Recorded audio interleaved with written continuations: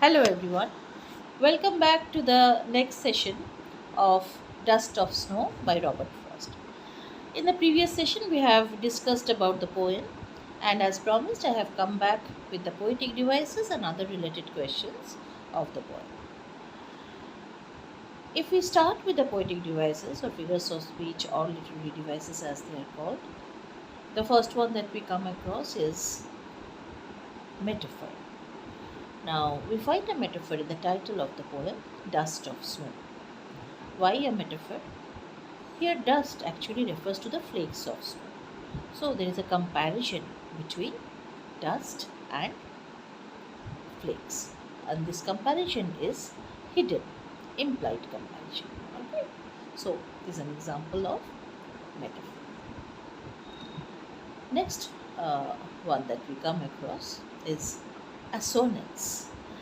If you read through the first stanza, the way a crow shook down on me the dust of snow from a hemlock tree.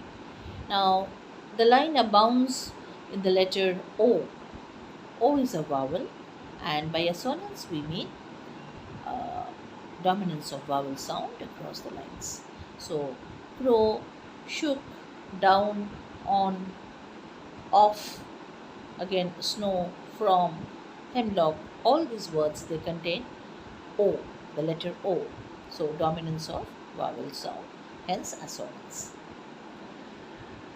Next, we come across symbolism. Now, symbolism, throughout the poem, you have symbols.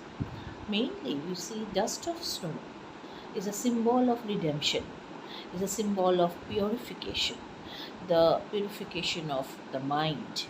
The poet who had so much of gloom, so much of depression, frustration in his mind, all at once becomes quite jovial by the action of the crow, which throws the flakes of snow on the head of the poet. So, this flake of snow, the dust of snow, becomes a symbol of redemption.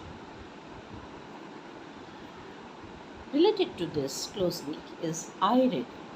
Now, crow and hemlock tree, they are supposedly uh, something negative. Okay, uh, crow is often considered as a messenger of evil or harbinger of something bad happening. Okay, impending. Uh, Similarly, hemlock tree is also a poisonous tree. But you see a correlation between the crow and the hemlock tree, the two poisonous or two ominous, you could say, objects. They bring about a positive effect. All right. So this is the irony. Means you don't expect something positive happening.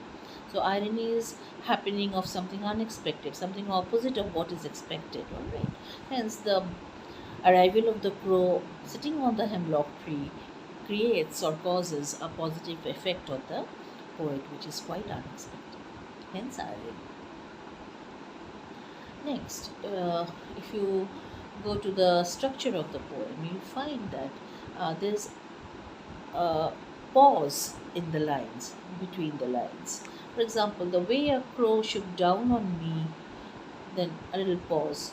The dust of snow from a hemlock tree, then a long pause, has given my heart a change of mood.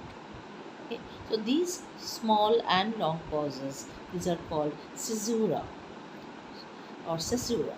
Caesura. So there is it brings a kind of adds to the beauty of the poem. This pause. Next we go to enjambment. That is, you'll find the entire poem is a single sentence. That means there are run-on lines. The way a crow shook down on me, the dust of snow from a hemlock tree has given my heart a change of mood and saved some part of a day I had lived. So the entire poem is a sentence. All the lines run on to the next. So it's an example of enjambment. Enjambment. Uh, so I think I more or less have covered all of them. I think I've also said, I don't know whether I've talked about the personification, that is, crow is personified here. Uh, it does the action of shaking a tree. To some extent, it is personified. So, personification can also be pointed out here. Uh, that's all. And this is not a poetic device which I'll be talking about now. You find a tonal shift in the poem. All right, the first stanza has that gloom, that depressed kind of tone, and then all of a sudden there is a mood upliftment, and you see the tonal shift. You can notice the tonal shift out here. So these are more or less the analytical part of the poem. And of course, before I end, I will talk about the rhyme scheme. Yeah, I'm sure you all know how to find out the rhyme scheme, but still I repeat. Suppose the first line, it ends with the word crow, and you will find a similar rhyming word in the alternate line as snow. So crow rhymes with snow, so we put small a beside crow and small a beside snow. Then again, second line, shook down on me, it ends with the word me. The me, this word rhymes with the word tree in the fourth line, from a hemlock tree. So if we mark me as small b, then tree will be again small b. So that gives us the structure, the rhyme scheme of A B A B. The similar scheme is followed in the second stanza as well. Heart, the word heart in the first line of the second stanza rhymes with the third line, part. Okay, the word part in the third line. Similarly, mood with rude. So again A B A B. So the entire poem has the regular rhyme scheme of A B A B. Okay. So that's all. And of course, there are two difficult words, or rather new words, that you come across here. One is hemlock. The meaning is given in the book itself. A poisonous plant or tree with small white flowers. And rude means held in regret. That means when you have some kind of regret or some kind of ill feelings within you, that is called rude. So these are more or less the points that you should remember. This will be helpful in answering the MCQs, the fill in the blanks, the short questions, as well as the longer ones. Okay? So please read the poem thoroughly and mark them well. Now, before I end the session, I will put up a question to all of you. You can take it down and leave the answer in the comment box. Okay? The question is, what is the significance of crow in the poem? Why do you think the poet selected this bird instead of other songbirds?